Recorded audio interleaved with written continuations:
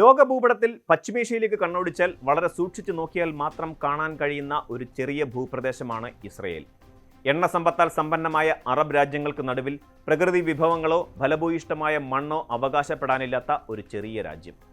1948 രൂപീകരിക്കപ്പെട്ട നാൾ മുതൽ നിരന്തരമായ യുദ്ധങ്ങളും ഉപരോധങ്ങളും അതിർത്തി തർക്കങ്ങളും നേരിടുന്ന ഒരു രാഷ്ട്രം അധികകാലം നിലനിൽക്കില്ലെന്നും സാമ്പത്തികമായി തകർന്നടിയുമെന്നും ലോകത്തിലെ പല സാമ്പത്തിക നിരീക്ഷകരും പ്രവചിച്ചിരുന്നു. എന്നാൽ 7 പതിറ്റാണ്ടുകൾക്കിപ്പുറം ലോകം കാണുന്നത് തികച്ചും വ്യത്യസ്തമായ ഒരു യാഥാർത്ഥ്യമാണ്. തുടർച്ചയായ സംഘർഷങ്ങൾക്കും സുരക്ഷാ ഭീഷണികൾക്കും നടുവിലും പശ്ചിമേഷ്യയിലെ ഏറ്റവും കരുത്തുറ്റതും നൂതനവുമായ സാമ്പത്തിക വ്യവസ്ഥയായി ഇസ്രയേൽ മാറിയിരിക്കുന്നു. ഇന്ന് സൈബർ സുരക്ഷ മുതൽ ആർട്ടിഫിഷ്യൽ ഇൻ്റലിജൻസ് വരെയുള്ള അത്യാധുനിക സാങ്കേതിക മേഖലകളിൽ ലോകത്തെ നയിക്കുന്ന ശക്തിയായി ഈ രാജ്യം വളർന്നിരിക്കുകയാണ്. പ്രതിസന്ധികളെ എങ്ങനെ അവസരങ്ങളാക്കി മാറ്റാമെന്നും അതിജീവനത്തിനായുള്ള പോരാട്ടത്തെ എങ്ങനെ ഒരു രാജ്യത്തിൻ്റെ സാമ്പത്തിക കുതിച്ചുചാട്ടത്തിനുള്ള ഇന്ധനമാക്കാമെന്നും ഇസ്രയേലിൻ്റെ ചരിത്രം നമ്മെ പഠിപ്പിക്കുന്നു. നിരന്തരമായ ഭീഷണികൾക്കിടയിലും ഇസ്രയേൽ എന്ന രാജ്യം എങ്ങനെയാണ് ഇത്തരമൊരു സാമ്പത്തിക അത്ഭുതം സൃഷ്ടിച്ചതെന്ന ഭൗമരാഷ്ട്രീയവും സാമ്പത്തികവുമായ കാരണങ്ങളിലേക്കുള്ള ഒരു അന്വേഷണമാണ് നമ്മൾ ഇക്കുറി നടത്തുന്നത്. ലോകത്തിലെ മറ്റേതൊരു രാജ്യത്തിൻ്റെയും സാമ്പത്തിക വളർച്ചയുടെ ചരിത്രത്തിൽ നിന്നും തികച്ചും വ്യത്യസ്തമാണ് ഇസ്രയേലിൻ്റേത്. ഭൂരിഭാഗം രാജ്യങ്ങളും തങ്ങളുടെ പ്രകൃതി വിഭവങ്ങളോ ഭൂമിശാസ്ത്രപരമായ പ്രത്യേകതകളോ ഉപയോഗിച്ചാണ് സമ്പദ് വ്യവസ്ഥ കെട്ടിപ്പടുക്കുന്നതെങ്കിൽ ഇസ്രയേലിന് സ്വന്തമായി ഉണ്ടായിരുന്നത് വിശാലമായ മരുഭൂമിയും ചതുപ്പുകളും മാത്രമായിരുന്നു. ഇതിനു പുറമെ ജനിച്ചു വീണ നാൾ മുതൽ 4 ചുറ്റും ശത്രുരാജ്യങ്ങളാൽ വളയപ്പെട്ട ഒരു അവസ്ഥയിലായിരുന്നു അവർ. ഈ നിരന്തരമായ അരക്ഷിതാവസ്ഥ അവരെ ഒരു വലിയ പാഠം പഠിപ്പിച്ചു. തങ്ങളുടെ നിലനിൽപ്പ് മറ്റാരെയും ആശ്രയിച്ചായിരിക്കരുത്, മറിച്ച് സ്വന്തം കഴിവുകളെ മാത്രം അടിസ്ഥാനമാക്കിയായിരിക്കണം. ഈ തിരിച്ചറിവാണ് ഇസ്രയേലിൻ്റെ ഇന്നവേഷൻ അഥവാ നൂതനാശയങ്ങളിലേക്കുള്ള യാത്രയുടെ അടിസ്ഥാന ശില.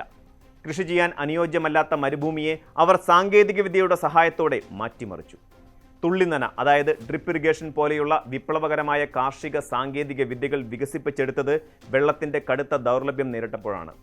അടിസ്ഥാന ആവശ്യങ്ങൾ നിറവേറ്റാനുള്ള ഈ പോരാട്ടം പതിയെ വ്യവസായങ്ങളിലേക്കും വ്യാപിപ്പിച്ചു. ഭൗതികമായ അതിർത്തികൾക്കപ്പുറത്തേക്ക് തങ്ങളുടെ വാണിജ്യ ബന്ധങ്ങൾ വളർത്താൻ അവർക്ക് കഴിയില്ലായിരുന്നു. കാരണം അയൽ രാജ്യങ്ങളോടുള്ള വ്യാപാരം അസാധ്യമായിരുന്നു. അതുകൊണ്ട് തന്നെ കപ്പലുകളിലൂടെയും വിമാനങ്ങളിലൂടെയും കയറ്റുമതി ചെയ്യാൻ കഴിയുന്ന പരമ്പരാഗത ഉൽപ്പന്നങ്ങൾക്ക് പകരം ഇൻ്റർനെറ്റിലൂടെ ലോകത്തിൻ്റെ ഏത് കോണിലേക്കും നിമിഷങ്ങൾക്കകം എത്തിക്കാൻ കഴിയുന്ന സോഫ്റ്റ്വെയറുകളിലേക്കും സാങ്കേതിക വിദ്യകളിലേക്കും അവരുടെ ശ്രദ്ധ തിരിച്ചു. പ്രതിസന്ധികൾക്കുള്ള പരിഹാരങ്ങൾ കണ്ടെത്താനുള്ള ഈ വ്യഗ്രതയാണ് ഇസ്രയേലിനെ ഇന്നത്തെ സ്റ്റാർട്ടപ്പ് നേഷൻ എന്ന പദവിയിലേക്ക് ഉയർത്തിയത്. ഇസ്രയേലിൻ്റെ സാമ്പത്തിക വിജയത്തിൻ്റെ ഏറ്റവും വലിയ രഹസ്യങ്ങളിലൊന്ന് അവരുടെ സൈനിക ഘടനയും സിവിലിയൻ സാങ്കേതിക മേഖലയും തമ്മിലുള്ള അഭേദ്യമായ ബന്ധമാണ്. ഇസ്രയേലിൽ 18 വയസ്സ് തികയുന്ന ഭൂരിഭാഗം പൗരന്മാർക്കും സൈനിക സേവനം നിർബന്ധമാണ്. എന്നാൽ ഈ സൈനിക സേവനം കേവലം തോക്കുപിടിക്കാനും യുദ്ധം ചെയ്യാനുമുള്ള പരിശീലനം മാത്രമല്ല നൽകുന്നത്.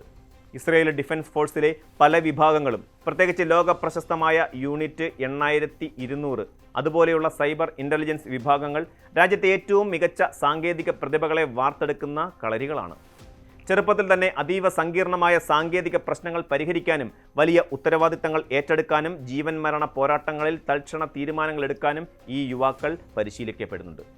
സൈനിക സേവനം കഴിഞ്ഞ് പുറത്തിറങ്ങുന്ന ഈ യുവാക്കൾക്ക് ലോകത്തിലെ മറ്റേതൊരു സർവകലാശാലയിൽ നിന്നും ലഭിക്കുന്നതിനേക്കാൾ വലിയ പ്രായോഗിക പരിജ്ഞാനവും നേതൃപാഠവും ഉണ്ടായിരിക്കും. സൈന്യത്തിൽ അവർ വികസിപ്പിച്ചെടുക്കുന്ന ആശയവിനിമയ ശൃംഖലകളും സുരക്ഷാ സംവിധാനങ്ങളും പിന്നീട് സിവിലിയൻ ആവശ്യങ്ങൾക്കായുള്ള സ്റ്റാർട്ടപ്പുകളായി രൂപാന്തരപ്പെടുന്നു. അമേരിക്കയിലെ സിലിക്കൺ വാലിയിൽ സർവകലാശാലകളിൽ നിന്നാണ് നൂതനാശയങ്ങൾ ഉണ്ടാകുന്നതെങ്കിൽ ഇസ്രയേലിൽ അത് സൈനിക ബാരക്കുകളിൽ നിന്നാണ് പിറവിയെടുക്കുന്നത്. സൈനിക ആവശ്യങ്ങൾക്കായി വികസിപ്പിച്ചെടുക്കുന്ന അത്യാധുനിക സാങ്കേതിക വിദ്യകൾ പിന്നീട് വാണിജ്യവൽക്കരിക്കപ്പെടുകയും ലോകമെമ്പാടും വൻ വിലയ്ക്ക് വിറ്റഴിക്കപ്പെടുകയും ചെയ്യുന്ന സുശക്തമായ ഒരു സാമ്പത്തിക മാതൃകയാണ് ഇസ്രയേൽ കെട്ടിപ്പടുത്തത്. കേവലം പ്രതിഭകൾ ഉണ്ടായിരുന്നത് കൊണ്ട് മാത്രം ഒരു രാജ്യം സാമ്പത്തിക ശക്തിയാകില്ല. അതിനനുയോജ്യമായ സാമ്പത്തിക നയങ്ങളും സർക്കാരിൻ്റെ പിന്തുണയും അത്യന്താപേക്ഷിതമാണ്. 1980കളിൽ അതിരൂക്ഷമായ പണപ്പെരുപ്പവും സാമ്പത്തിക മാന്ദ്യവും ഇസ്രയേൽ നേരിട്ടിരുന്നു.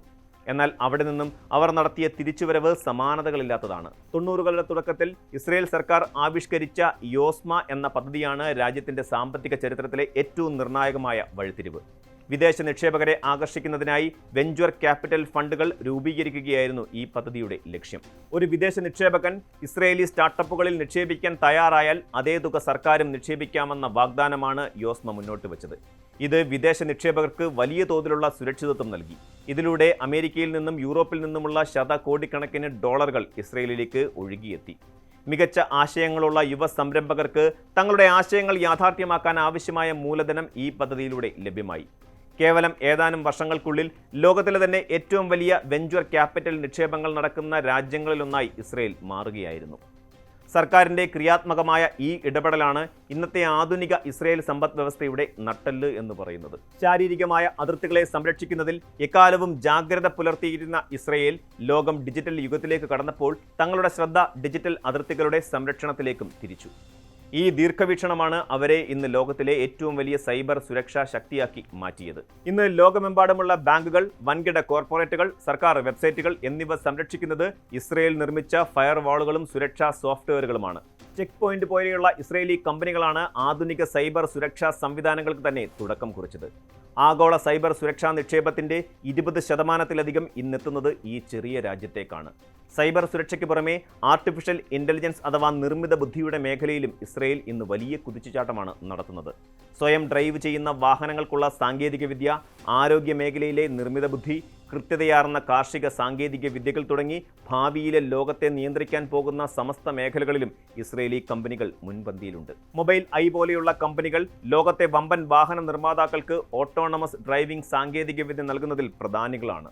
ഭാവിയുടെ സാങ്കേതിക വിദ്യകളിൽ കൃത്യമായ നിക്ഷേപം നടത്തുകയും അതിലൂടെ ആഗോള വ്യാപാര ശൃംഖലകളിൽ ഒഴിച്ചുകൂടാനാവാത്ത ഒരു കണ്ണിയായി സ്വയം മാറുകയും ചെയ്യുകയാണെന്ന ബുദ്ധിപരമായ ഭൗമ രാഷ്ട്രീയ തന്ത്രമാണ് അവരിവിടെ പയറ്റിയത്. ഇസ്രയേലിൻ്റെ സാമ്പത്തിക മുന്നേറ്റം അവരുടെ നയതന്ത്ര ബന്ധങ്ങളെയും കാര്യമായി സ്വാധീനിച്ചിട്ടുണ്ട്. പതിറ്റാണ്ടുകളായി ഇസ്രയേലിനെ ബഹിഷ്കരിച്ചിരുന്ന പല രാജ്യങ്ങൾക്കും ഇന്ന് അവരുടെ സാങ്കേതിക വിദ്യകൾ ഇല്ലാതെ മുന്നോട്ട് പോകാൻ കഴിയില്ലെന്ന അവസ്ഥയാണുള്ളത്.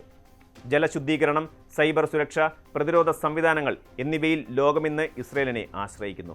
ഈ സാങ്കേതിക മേധാവിത്വം ഇസ്രയേലിന് ലോകരാജ്യങ്ങൾക്കിടയിൽ വലിയ വിലപേശൽ ശേഷി നൽകുന്നുണ്ട്. ഒരു കാലത്ത് തങ്ങളെ ശത്രുക്കളായി കണ്ടിരുന്ന രാജ്യങ്ങളുമായും പുതിയ വ്യാപാര കരാറുകളിലേക്കും നയതന്ത്ര ബന്ധങ്ങളിലേക്കും ഏർപ്പെടാൻ ഈ സാങ്കേതിക കരുത്ത് അവരെ സഹായിക്കുന്നു.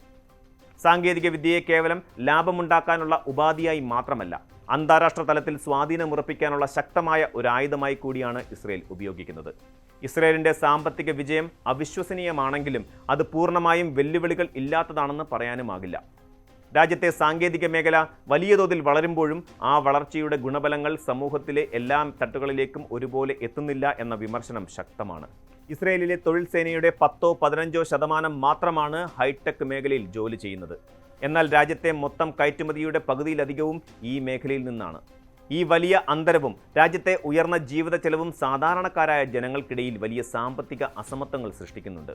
കൂടാതെ നിരന്തരമായ സംഘർഷങ്ങൾ വിദേശ നിക്ഷേപകരെ എപ്പോൾ വേണമെങ്കിലും പ്രതികൂലമായി ബാധിക്കാമെന്ന ഭീഷണിയും എക്കാലത്തും നിലനിൽക്കുന്നു. എങ്കിലും പ്രതികൂല സാഹചര്യങ്ങളെ എങ്ങനെ ഒരു രാജ്യത്തിൻ്റെ നിർമ്മാണത്തിനായുള്ള ഊർജ്ജമാക്കി മാറ്റാമെന്നതിൻ്റെ ജീവിക്കുന്ന ഉദാഹരണമാണ് ഇസ്രയേൽ. ഭൂമിയിൽ നിന്നും കുഴിച്ചെടുക്കാൻ സ്വർണമോ എണ്ണയോ ഇല്ലാതിരുന്ന അവർ തങ്ങളുടെ ജനതയുടെ തലച്ചോറിനെയാണ് ഏറ്റവും വലിയ സമ്പത്തായി കണ്ടെത്തിയത്. ബുദ്ധിശക്തിയും അറിവിലുമുള്ള നിക്ഷേപമാണ് ലോകത്തെ ഏതായുധത്തെക്കാളും വലിയ സുരക്ഷയെന്ന് അവർ തെളിയിച്ചു. വെല്ലുവിളികൾക്ക് മുന്നിൽ തളർന്നു നിൽക്കുന്ന ഏതൊരു സമൂഹത്തിനും ഇസ്രയേലിൻ്റെ ഈ യാത്ര നൽകുന്നത് വലിയ പാഠമാണ്. പ്രതിസന്ധികളല്ല, മറിച്ച് ആ പ്രതിസന്ധികളെ മറികടക്കാനുള്ള മനുഷ്യൻ്റെ ഇച്ഛാശക്തിയാണ് ചരിത്രം തിരുത്തിക്കുറിക്കുന്നത്. ഭാവിയുടെ സാമ്പത്തിക യുദ്ധങ്ങളിൽ വിജയിക്കാൻ വേണ്ടത് വിശാലമായ ഭൂമിയോ പ്രകൃതി വിഭവങ്ങളോ അല്ല, മറിച്ച് വിട്ടുവീഴ്ചയില്ലാത്ത നൂതനാശയങ്ങളും മനുഷ്യ വിഭവശേഷിയുമാണെന്ന് ഈ രാജ്യം ലോകത്തിന് കാണിച്ചു കൊടുക്കുകയാണ്. കൂടുതൽ വാർത്തകൾക്ക് news 18 Keralam YouTube channel subscribe ചെയ്യുക.